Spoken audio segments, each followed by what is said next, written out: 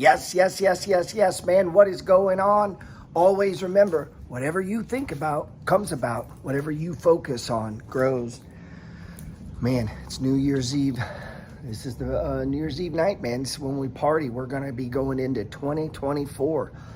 I love these things. I love lists. I love goal setting. I love it's symbolic. It's symbolic, right? We can start this anywhere, but it is symbolic. And I'm big into, what do you call them? Trinkets, tokens, anything that can help me set a goal, accomplish something. You know, you ever see me, I carry those Bitcoins in my hand. I touch them, I carry notes. I'm always carrying a book, even if I'm not reading it. Just having it, unpacking it, putting it by my bed reminds me of all this stuff. Speaking of books, you probably know my favorite book. Shit, I'll put a link into it here. It was written in 1905 by a guy named Wallace Wattles. Matter of fact, I've been doing a 4-year podcast on just this book. It was one of the first things I began putting content on the internet with, was the book, The Science of Getting Rich. And in the beginning of that book, man, let's go in my house here. We're going to go out front. It talks about there's a thinking stuff from which all things are made. And let me switch glasses. I start getting old, man. Start running. You have to switch glasses to do anything. It's terrible. It says there is a thinking stuff from which all things are made, and which in its original state permeates, penetrates, and fills the interspaces of the universe. And a thought, listen, a thought, that's what that is. Often I'll put a quote or a thing or something I'm thinking, and that's what we're going to talk about today. It says, without risk, there is no opportunity of profit. So I want to talk to you a little bit about risk today as we get ready to head into 2024 before all the drinking starts. It fills the inner spaces of the universe. A thought in this substance produces the thing that is imagined by the thought. That's a lot of flowery language, but it's just to center your mind on the idea that everything first starts as a thought. But here's the trick.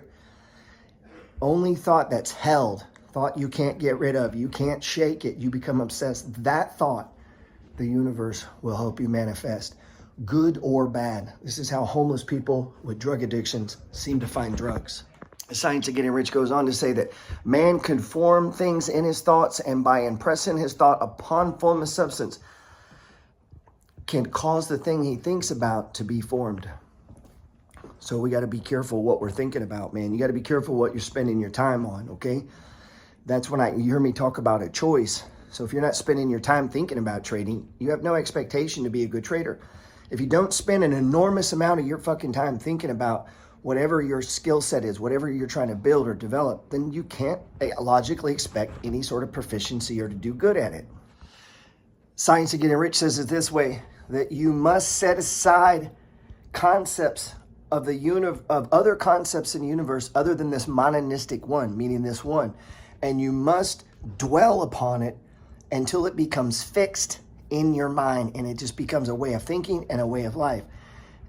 Just naturally. If you have to force it, let's go outside here. If you have to force it, if you have to keep reminding yourself, if you need discipline to do it, that is not what you're going to manifest.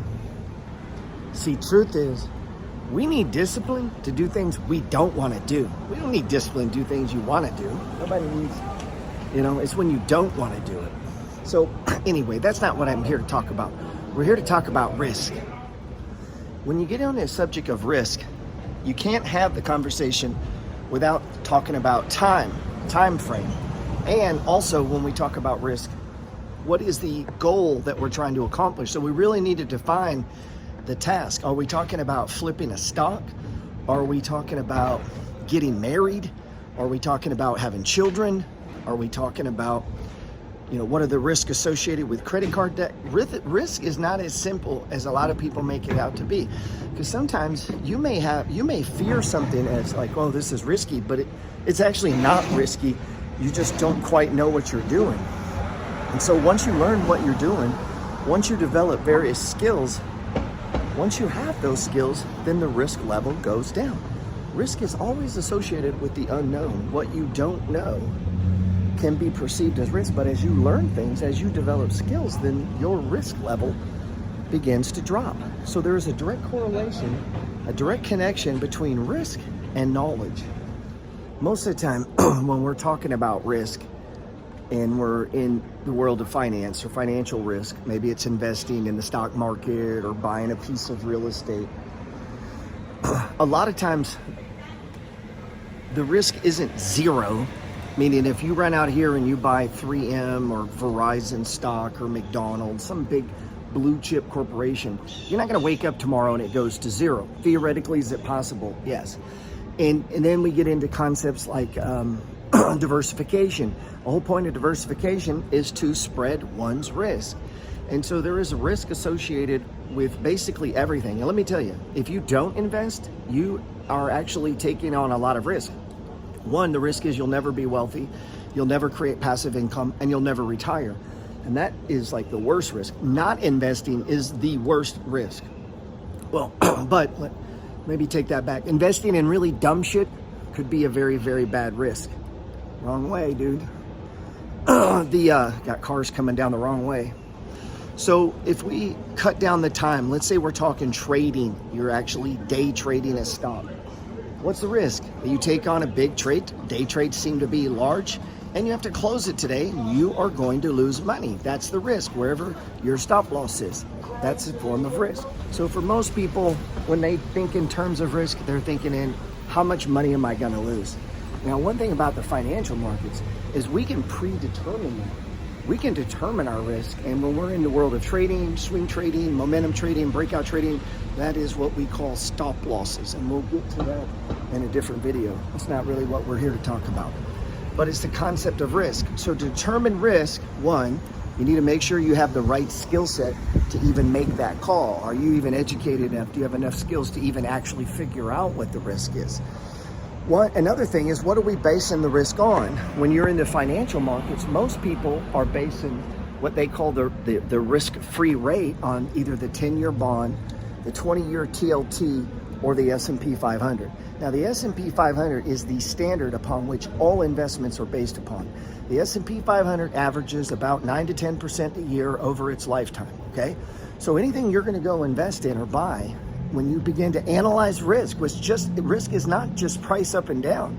Risk is over a period of time. So we got to start with, what is our skill set? What is our ability to even understand the asset we're trading? Do we understand its price movement? Do we understand what it means to be cheap or to be high? And if you can't make that call, I don't know how you would determine risk.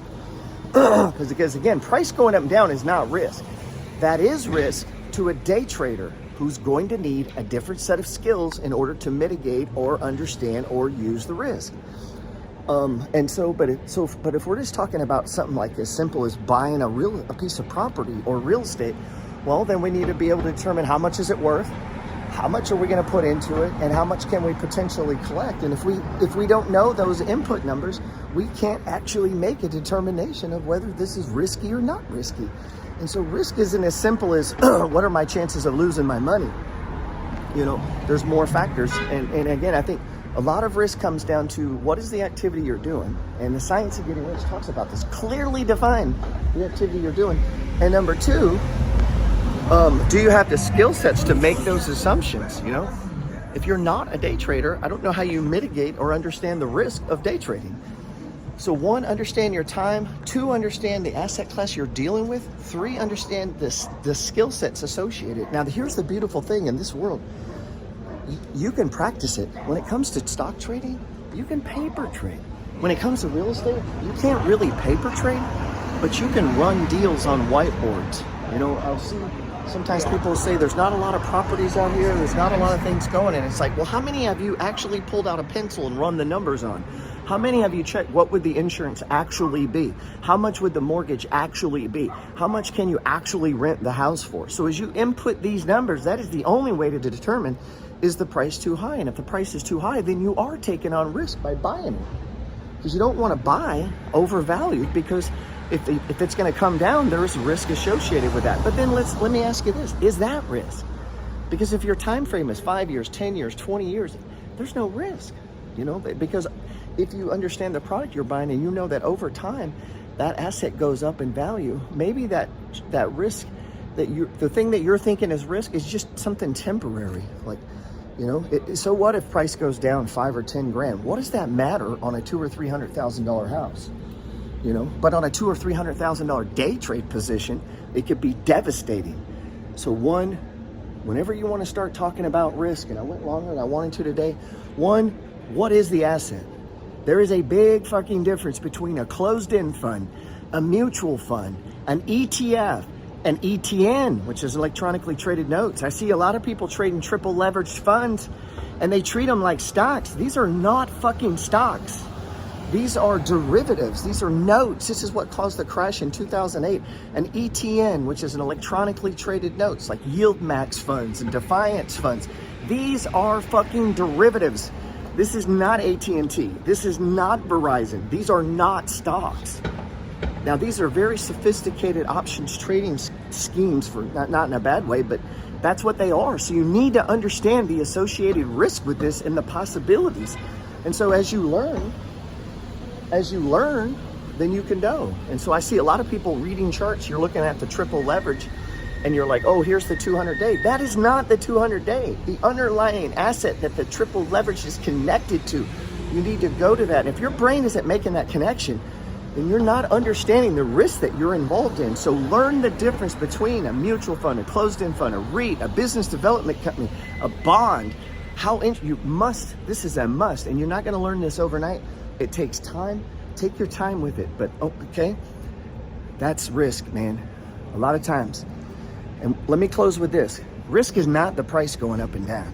That is not risk, that's opportunity.